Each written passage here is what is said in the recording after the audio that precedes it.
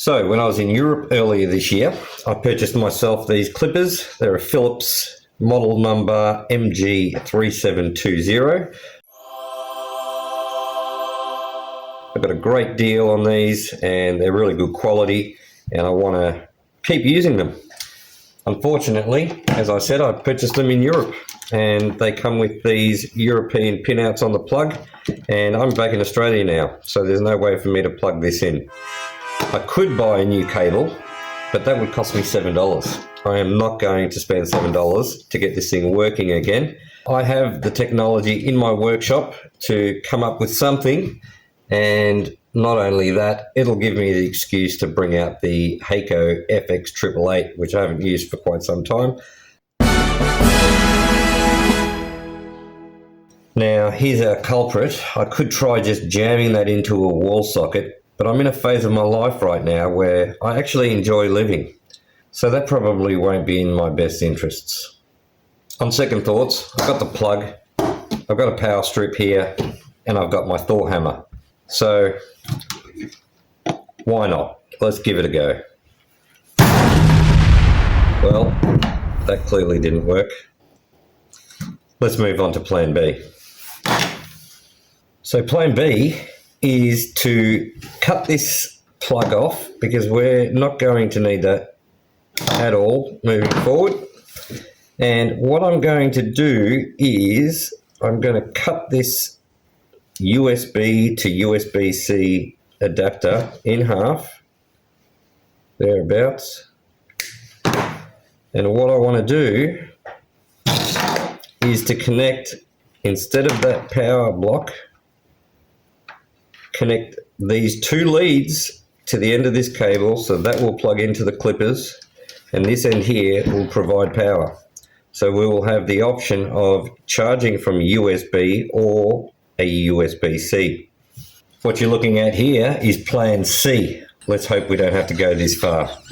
This is a 5 volt, 60 amp power supply. It's a beast and it should provide more than enough power to charge this half a watt pair of clippers. So here's the cable that we want to reuse. I'll go ahead and we'll strip off some insulation.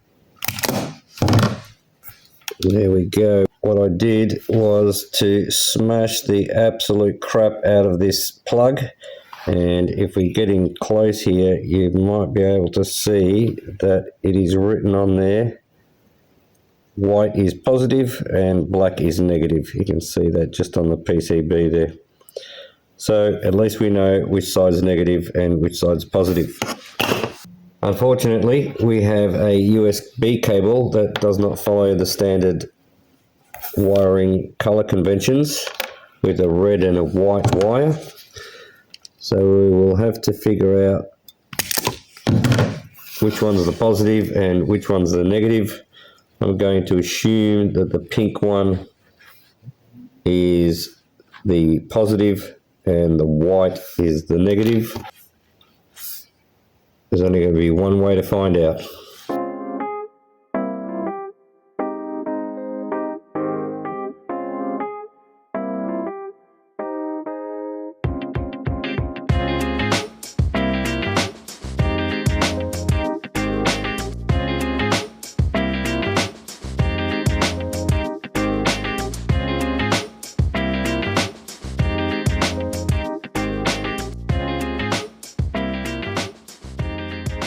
Unfortunately, I was so engrossed with what I was doing that I forgot to press record. So what you've missed out on is soldering these two wires here, this USB plug and the USB-C going into the cable that actually connects to the clippers.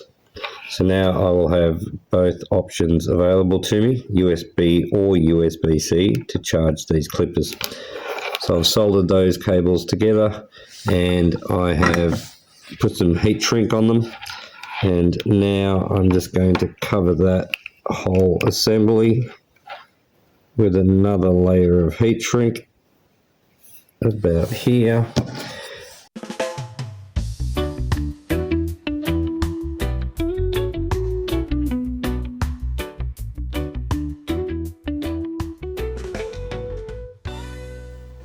Okay, so the good news is it's all finished. We've got the clippers connected to the cable, connected to the power plug here. Unfortunately, I think this cable that I've spliced on here with the USB connectors is a bit flimsy. I don't think the wire in here is of a gauge that's heavy enough to carry the current that's coming through. This end here is fine, the temperature's fine, but from the connection that we've made here back to the USB plug is very warm, to say the least. I don't think that's the best solution. I'm going to have to find a new USB cable with heavier gauge wire that can handle the current going through it.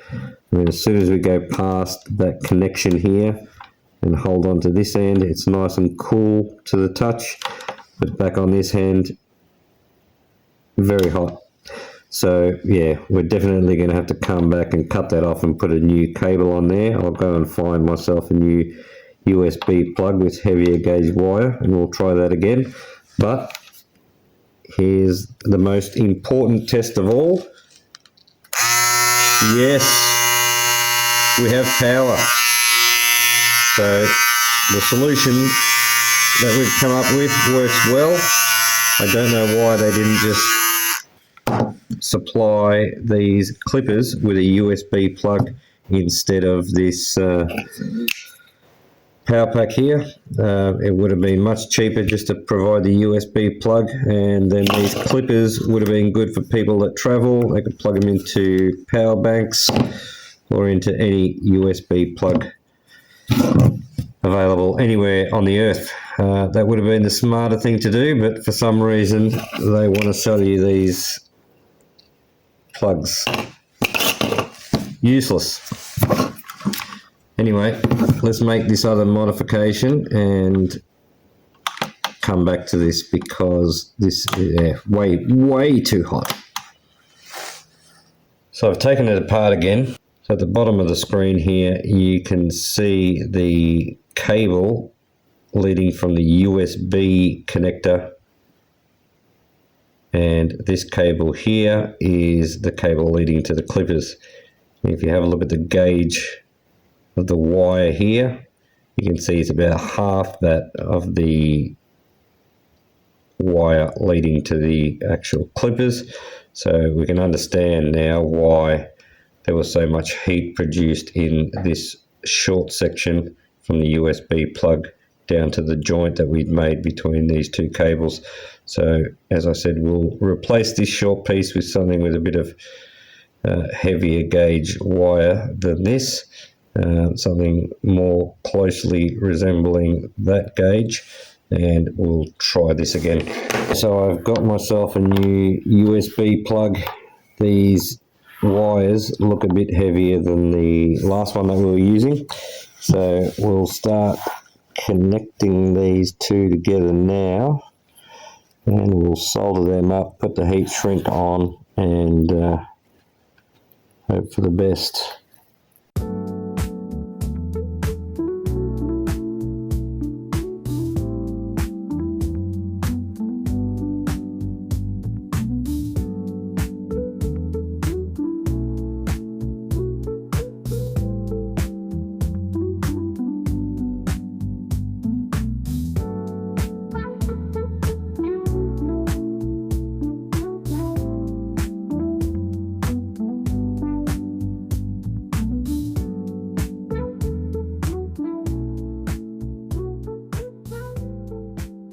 Okay, so the second attempt has been successful. I've got the clippers plugged into the power bank, as you can see, and we have power.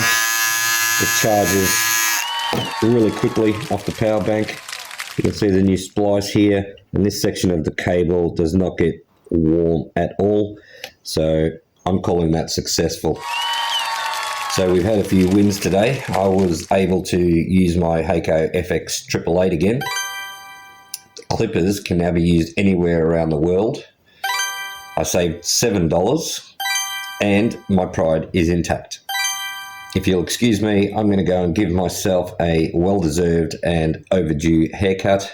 If you've done something similar to this, or if you've got a better way to achieve the same outcome, please leave a comment below.